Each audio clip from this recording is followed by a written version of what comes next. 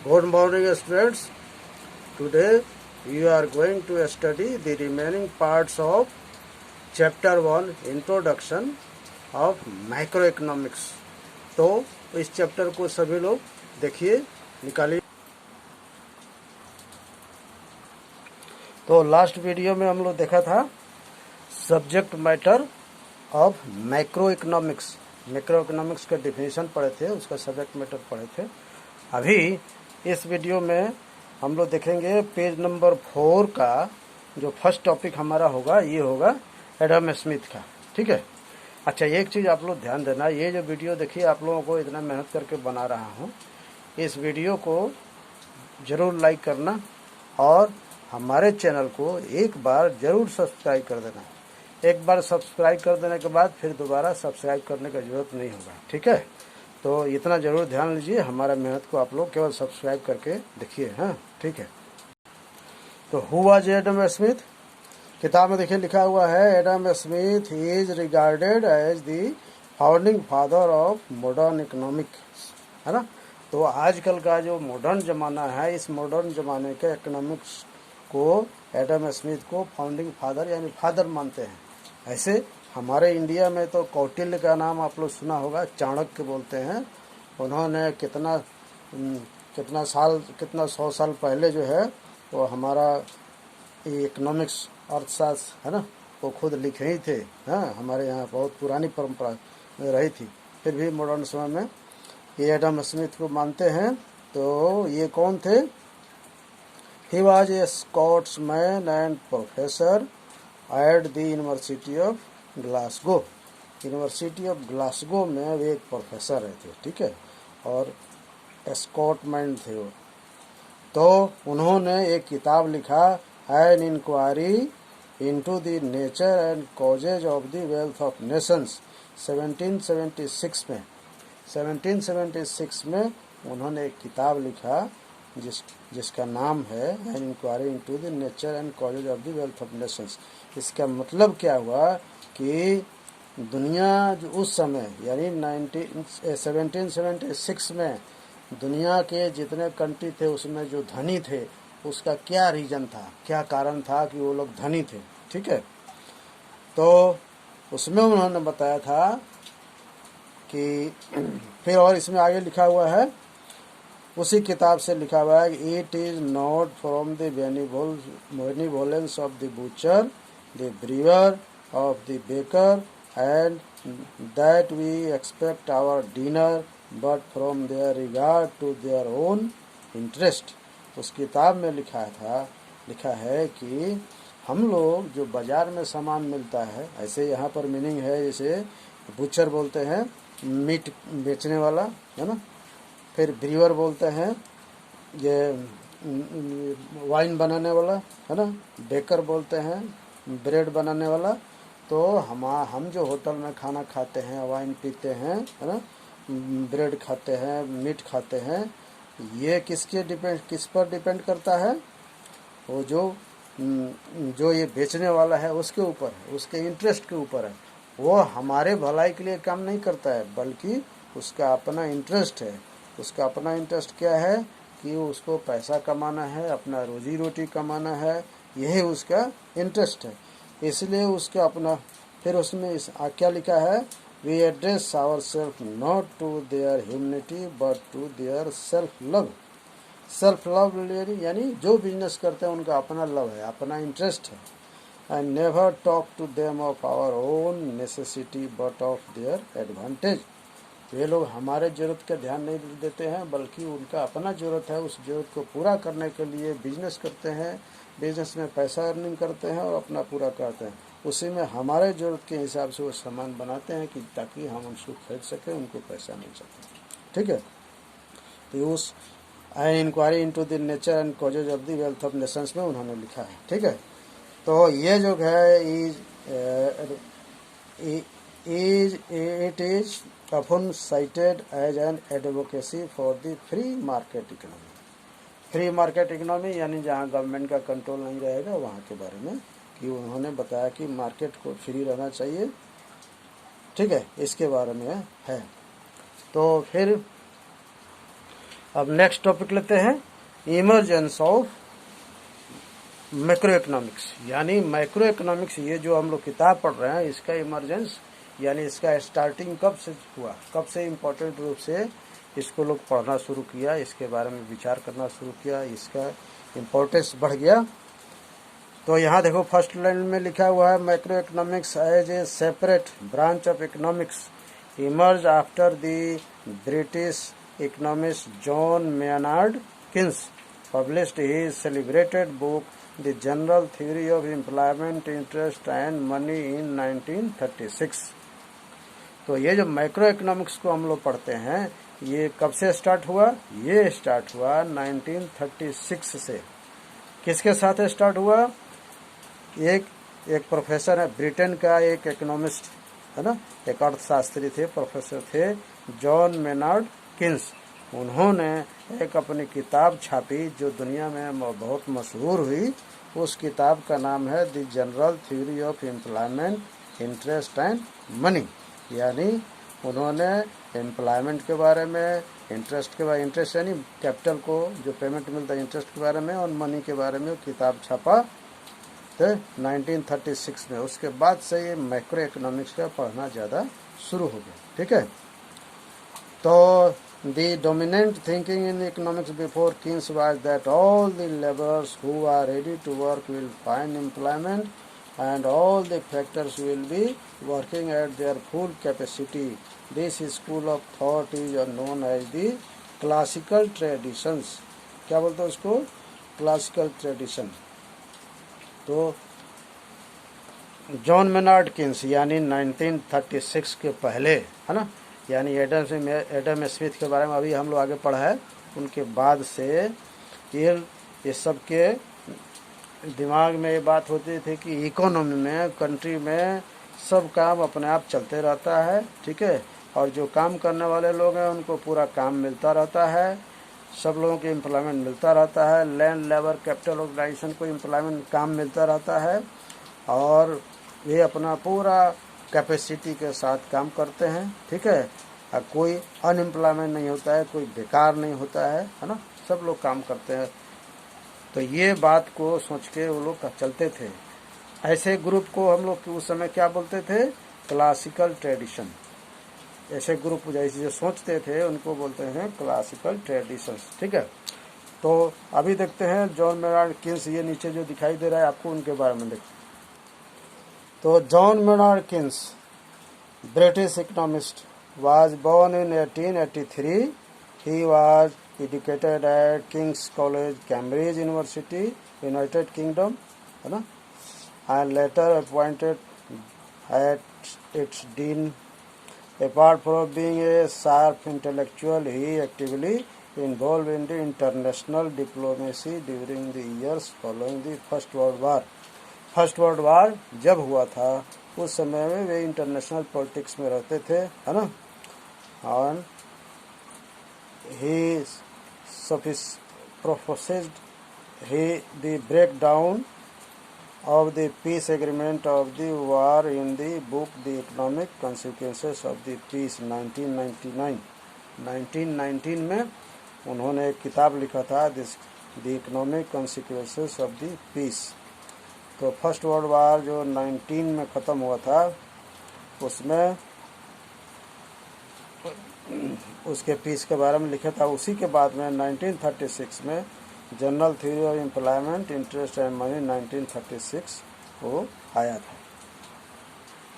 तो JM Keynes जो किताब लिखे उसका बैकग्राउंड क्या था, इसके बारे में देखते हैं, है ना। तो ये देखो यहाँ लिखा हुआ है the great economic depression of 1929।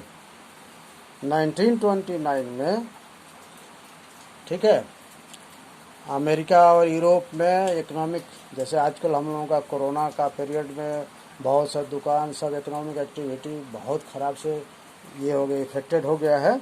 उसी तरह अमेरिका में सेकेंड वर्ल्ड वार के समय में बहुत ज़्यादा बेरोजगारी, काम ठप हो गया था, बंद हो गया था, तो पूरा इकोनॉमिक एक्टिविटी पूरा डाउन चला जा रहा था। ठीक है, तो उसको the great economic depression of 1929 बोलते हैं, ठीक है।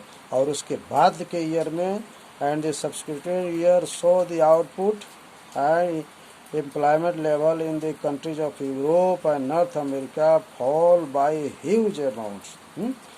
यानी नॉर्थ अमेरिका और यूरोप के कंट्रीज में जो आउटपुट था, प्रोडक्शन था, इंडस्ट्रियल प्रोडक्शन जो था और जो बिजनेस था, ये सब बहुत डाउन चला गया था, है ना। तो उसका रिजल्ट क्या हो गया था? It affected the other countries of the world as well, दूसरे कंट्री को ही प्रभावित किया दुनिया में। Demand for goods in the market was low, demand बहुत घट गया था। Many factors were lying idle, जो लैंड लेबर कैपिटल ऑर्गेनाइजेशन है ये सब बेकार पड़े हुए थे, काम नहीं मिल रहा था। Workers were thrown off the jobs, जैसे आजकल कोरोना के समय में बहुत सा कंपनी जो है बंद है, वहाँ काम करने वालों को बाहर कर दिया गया है, बहुत से फैक्ट्री बंद हो गया। तो इसी तरह से अमेरिका और यूरोप के कंट्री में ऐसे हालात हो गए। इन यूएसए फ्रॉम 1929 टू 1933 इस ईयर में unemployment rate rose from 3% to 25% unemployment, ठीक है। तो काम लोगों का छूट गया, लोग बेकार हो गए, घर में बैठ गए। कितना? पहले 3% था, वो बढ़ के वो जो है 25% हो गया। कितना हालात खराब हो गया। इसी तरह से over the same period aggregate output in USA fail by about 33%। फिर आउटपुट जो है प्रोडक्शन जो था वो भी 33% गिर गया। अनएम्प्लॉयमेंट बेकारी 25% और प्रोडक्शन जो है 33% चला गया, डाउन चला गया, है ना। तो ये जो कंडीशन था, इसी की वजह से these event made economics think about the functioning of the economy in a new way. The fact that the economy में have long lasting unemployment had to be theorised about and explained. तो ये जो problem खड़ा हुआ था, पहले जो हम लोग देखा ऊपर में एडम स्मिथ का क्लासिकल ट्रेडिशन जो था, वो लोग बोलते थे कि इकोनॉमी में बेकारी नहीं होती है, सब लोगों को काम मिलते रहता है, प्रोडक्शन चलते रहता है, सब लोग फुल कैपेसिटी में काम करता है ना। Supply is equal to its demand, है ना। और supply creates its demand, supply हम लोग बढ़ाते रहेंगे, डिमांड आते रहेगा। लेकिन ये 1929 और 33 के बीच में ऐसा हालात नहीं हुआ। सप्लाई बढ़ता गया लेकिन डिमांड घटता गया, डिमांड गिरा, बढ़ा ही नहीं, न स्टे रहा बल्कि घटते चला गया। और रिजल्ट ऐसा हुआ कि कंपनी सब बंद होने लगा, नौकरी से लोग हाथ धोने लगे, नौकरी छोड़ छोड़ के बाहर निकलने लगे, है ना। तो ये सिचुएशन को स्टडी करने के लिए जो प्रोफेसर ऊपर J.M. किन्स जो थे, उनको रेस्पॉन्सिबिलिटी दिया गया कि इसका क्या कारण है, इसके बारे में आप पता लगाइए और इसका सोल्यूशन निकालिए, है ना। तो यही ये कंडीशन था द ग्रेट डिप्रेशन ऑफ 1929। जब J.M. किन्स ने स्टडी किया इस प्रॉब्लम को, उसका सोल्यूशन निकाला और वो किताब लिखा, वही किताब जो निकाला, है ना, the general theory of employment interest and money in 1936। उसके बाद से हम लोग माइक्रो इकोनॉमिक्स के बारे में अलग से पढ़ना शुरू किए। तो ग्रेट डिप्रेशन क्या था, ग्रेट डिप्रेशन का रीजन क्या था, ग्रेट डिप्रेशन का स्टडी जो हुआ वो कौन किया, और मैक्रो इकोनॉमिक्स कब से स्टार्ट हुआ, इसके बारे में हम लोग पढ़े। अभी नेक्स्ट टॉपिक जो हम लोग लेते हैं वो हम लोग यहाँ पर देखो लिखे हैं मीन्स और factors of production and their payments. Means यानी प्रोडक्शन करने का क्या क्या सोर्स होता है, क्या मीन्स होता है, या फैक्टर्स ऑफ प्रोडक्शन कौन होते हैं और उनको क्या क्या पेमेंट मिलता है, इसके बारे में यहाँ मैं लिखा हूँ। नंबर 1 होता है लैंड, लेबर, कैपिटल, एंटरप्रेन्योरशिप, ठीक है। ये फैक्टर्स ऑफ प्रोडक्शन या मीन्स ऑफ प्रोडक्शन हो गए, लैंड, लेबर, कैपिटल, एंटरप्रेन्योरशिप। और इनको जो पेमेंट मिलता है उसका जो नाम है वो नाम जो है रेंट, वेज, इंटरेस्ट, प्रॉफिट है।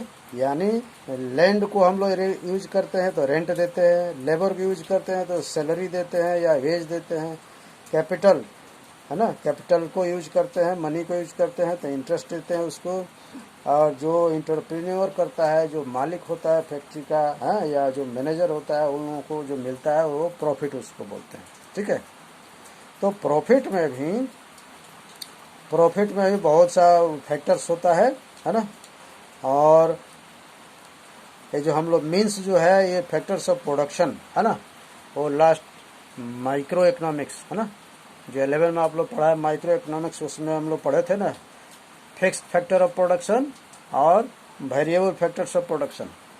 ठीक है, तो फिक्स्ड फैक्टर और वेरिएबल फैक्टर्स, ये फैक्टर्स ऑफ प्रोडक्शन दो होते हैं जो पिछले टाइम पढ़ के आए हैं। तो अभी यहाँ पर हमारा ये हो गया factors of production and there payment, इनका पेमेंट क्या है। तो हमेशा ये याद रखना होगा कि ये 4 फैक्टर्स ऑफ प्रोडक्शन है और उनका पेमेंट का क्या क्या नाम हो गया। ठीक है, अभी हम लेते हैं नेक्स्ट जो हमारा ये टॉपिक हो रहा है, ये किताब पर अब दिखे स्क्रीन पर जो दिखाई दे रहा है, ये है प्रिंसिपल्स और फीचर्स ऑफ कैपिटलिस्ट इकोनॉमी या कैपिटलिस्ट कंट्री। ठीक है, तो क्लास 11 में आप लोग पढ़ा था जो दुनिया में इकोनॉमी जो है वो 3 तरह का है, एक है कैपिटलिस्ट इकोनॉमी या मार्केट इकोनॉमी या फ्री इकोनॉमी को उसको बोलते हैं। ठीक है, पढ़ा था, याद करो, है ना। वहाँ पर गवर्नमेंट का कोई रोल नहीं होता है, बाजार का सारा व्यवस्था होता है, बाजार में सब फ्री चलता है। दूसरा था सोशलिस्ट इकोनॉमी या सेंट्रली प्लान्ड इकोनॉमी। ठीक है, उसको याद करो अपना, और जहाँ पर गवर्नमेंट हमेशा कंट्रोल करती है, जैसे चाइना और रसिया में है ना। और ये थर्ड था एक तो मिक्स्ड इकोनॉमी, ये दोनों का मिक्सचर, यानी फ्री इकोनॉमी का, कैपिटलिस्ट इकोनॉमी का और सोशलिस्ट इकोनॉमी के दोनों का मिक्सचर करके एक बनाया गया, उसको बोलते हैं मिक्स्ड इकोनॉमी। तो मिक्स्ड इकोनॉमी कहाँ पर है, हमारे इंडिया में है। ठीक है, यहाँ पर गवर्नमेंट भी अपना काम करती है, सामान बेचती है, कंट्रोल करती है, और प्राइवेट लोग भी करते हैं। ठीक है, तो अभी हम लोग यहाँ पर जो देख रहे हैं ये है हमारा प्रिंसिपल्स या फीचर्स ऑफ कैपिटलिस्ट इकोनॉमी, यानी कैपिटलिस्ट इकोनॉमी का क्या क्या फीचर्स है इसके बारे में हम लोग देख रहे हैं। ठीक है, तो आप यहाँ देखो, in capitalist country production activity are mainly start carried out by capitalist enterprise. जो कैपिटलिस्ट इकोनॉमी है जहाँ पर प्राइवेट लोग ही काम करते हैं, वहाँ पर धनी जो पूंजीपति हैं, कैपिटलिस्ट माने पूंजीपति लोग जो है, पैसा वाले लोग ही बड़ा बड़ा बिजनेस खड़ा करते हैं, और वही इंटरप्रेन्योरशिप करते हैं, यानी बिजनेस खड़ा करते हैं पैसा वाले लोग हैं। और वे लोग क्या करते हैं, वे लोग नेचुरल रिसोर्स को खरीदते हैं, खुद उनके पास भी होता है या दूसरे से खरीद के उसको यूज करते हैं। और क्या करते हैं, लेबर, ये लेबर जो है, लेबर के बारे में पढ़े, लेबर को भी रखते हैं, पेमेंट देते हैं, हायर करते हैं उनको, और फिर उससे जो सामान पैदा होता है वो सामान को मार्केट में बेचते हैं। After producing output with the help of these 3 factors of production, land, labour, capital, है ना, namely लैंड, लेबर, कैपिटल से entrepreneur sell the product in the market. यानी लैंड, लेबर, कैपिटल को यूज करके जो कोई प्रोडक्शन होता है, खेती बाड़ी होता है, उसका सामान बाजार में बेचते हैं, और बेचने के बाद उनको जो पैसा आता है, the money that is earn is called revenue. सामान बेचने के बाद जो पैसा उन लोगों को मिलता है उसको वो लोग रेवेन्यू बोला जाता है। ठीक है, शॉपकीपर जो सामान बेचता है उसका रेवेन्यू हो गया, फैक्ट्री वाला भी सामान बेचता है उसको रेवेन्यू बोलते हैं। और गवर्नमेंट भी अपना पैसा जब कमाती है, टैक्स लेकर कमाती है, रजिस्ट्रेशन फी लेती है, दूसरे तरह से कोई पैसा लेती है, ठीक है, अपना सामान बेचते हैं, उसको भी रेवेन्यू बोलते हैं। तो रेवेन्यू किसको बोलते हैं, इसको ध्यान में रखना है। कंपनी, फैक्ट्री, एग्रीकल्चरिस्ट जो सामान बेचेंगे बाजार में, उनको वो रेवेन्यू बोलते हैं, है ना। जो हम लोग पैसा कमाते हैं ये हम लोग अपना इनकम बोलते हैं। ठीक है, तो ये जो रेवेन्यू मिलता है, जो फैक्ट्री वालों को सामान बेचने से पैसा मिलता है, उसमें से लैंड को निकाल दिया, सैलरी को दे दिया, इंटरेस्ट को दे दिया, जो बच गया उनका वो उनका प्रॉफिट हो गया। ठीक है, और फिर और भी बचाते हैं। प्रॉफिट आर, देखो क्या लिखा हुआ है, profits are upon used by the producer in the next period to buy new machinery or to build new factory so that production can be expanded। तो फिर प्रोडक्शन को और ज़्यादा करने के लिए दूसरे जगह फैक्ट्री लगाने के लिए, दूसरे यूनिट लगाने के लिए वो पैसा खर्च करते हैं। इसको बोलते हैं इन्वेस्टमेंट एक्सपेंडिचर। क्या बोलते हैं उसको? Investment expenditure. तो ये हो गया हमारा फीचर्स ऑफ कैपिटलिस्ट इकोनॉमी, है ना, कि नेचुरल रिसोर्स ये सब प्राइवेट लोग होता है। फिर और क्या है, शॉर्ट में यहाँ देखते हैं। In short, a capitalist economy can be defined as an economy in which most of the economic activities have the following characteristics. क्या कैरेक्टरिस्टिक्स है? जो there is private ownership of means of production. जितना means of production है, factors of production, सब लोग का private होता है, वो सब लोग प्राइवेट होता है। Production takes place for selling the output in the market, और बाजार में सामान बेचने के लिए, रेवेन्यू कमाने के लिए, इनकम करने के लिए ही उसको बेचते हैं, है ना। There is a sale and purchase of labour services at the price which is called wage rate, और लेबर लोग भी, गवर्नमेंट का भी हो या प्राइवेट भी, जो आदमी है अपना लेबर बेचते हैं और उसके बदले में वेज लेते हैं, सैलरी लेते हैं, ठीक है। अच्छा, इसमें आप लोग देखो इधर दिखाई दे रहा है फर्म्स, है ना। तो the production units will be called firms, है ना। जो प्रोडक्शन का काम करने वाले हैं उनको फर्म बोला जाता है ना। और प्रोडक्शन का काम कौन है? देखो, एक मोची वाला जो काम करता है वो भी प्रोडक्शन का काम है ना। बार्बर जो चूल काटता है वो भी प्रोडक्शन का काम है, ठीक है। और दुकानदार लोग भी वो भी प्रोडक्शन के काम में इंगेज है। आज असली प्रोडक्शन करने वाले वो भी प्रोडक्शन का काम है। तो ये सब, छोटा दुकान हो, बड़ा दुकान है, छोटा फैक्ट्री, बड़ा बड़ा, सबको इकोनॉमिक्स में फर्म्स बोला जाता है, ठीक है। अभी देखते हैं sectors of an economy according to macro economics. Sectors of economy कौन कौन है? तो जैसे नंबर मैंने 1 लिखा हूँ, प्राइवेट कैपिटलिस्ट, जो अभी हम लोग कैपिटलिस्ट इकोनॉमी में पढ़ा है ये, या प्रोड्यूसर सेक्टर। प्रोड्यूसर सेक्टर यानी प्रोड्यूस करने वाला है, इसको फर्म बोलते हैं, अभी मैं बताया हूँ। दूसरा है पब्लिक सेक्टर, यानी इसको स्टेट या गवर्नमेंट बोलते हैं। गवर्नमेंट भी प्रोडक्शन करते हैं या कंट्रोल करती है इकोनॉमी को, है ना। और तीसरा है हाउस होल्ड सेक्टर, यानी सिंगल इंडिविजुअल या फैक्टर सर्विस प्रोवाइडर और कंज्यूमर, है ना, या हाउस होल्ड हो गया इसमें।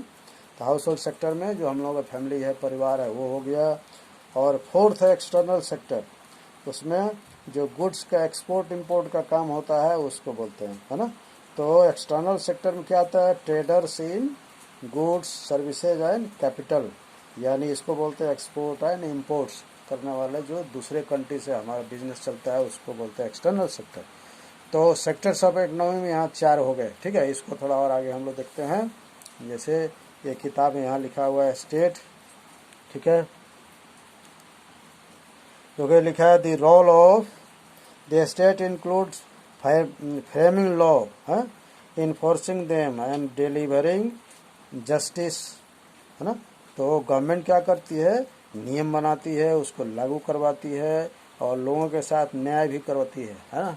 कोई गलत काम करेगा तो उसको कोर्ट भी पनिशमेंट करता है या कुछ करता है, फाइन करेगा।